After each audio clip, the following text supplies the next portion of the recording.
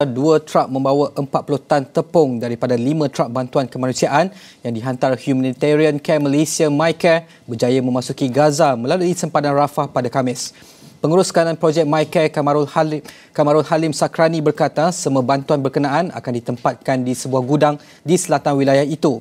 Manakala agihan bantuan dipantau pengurus besar MyCare di Gaza, Dr. Ziad Syahada. Susulan pembukaan lintasan Rafah di semenanjung Gaza pada Rabu lepas, Kamarul Halim berkata, MyCare menghantar 5 truk bantuan kemanusiaan terdiri daripada 4 truk yang membawa 80 tan tepung dan 1 truk membawa 1,000 pek makanan dengan keseluruhan nilai berjumlah RM360,000. Menurut beliau, selepas pembukaan pintu sepadan itu, MyCare turut merangka beberapa projek kemanusiaan di Gaza melalui 2 fasa bermula Oktober 2025 hingga September 2026 yang akan diketuai Dr. Ziad.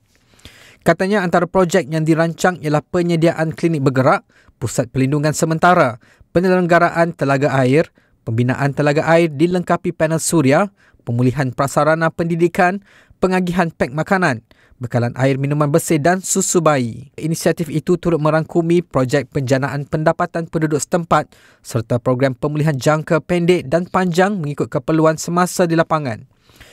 Keseluruhan projek bernilai RM9 juta itu, jelas beliau lagi, dijangka mengambil masa antara 3 hingga 6 bulan untuk dilaksanakan. Dan ia termasuk 6 bulan pertama bagi pelaksanaan bantuan segera seperti agihan pek makanan, pusat perlindungan sementara, air minuman bersih dan susu bayi. Bagi 6 bulan seterusnya, Kamarul Halim berkata tumpuan diberikan kepada projek pemulihan jangka panjang termasuk penyelenggaraan telaga air, pemasangan panel suria dan membaik pulih kemudahan pendidikan.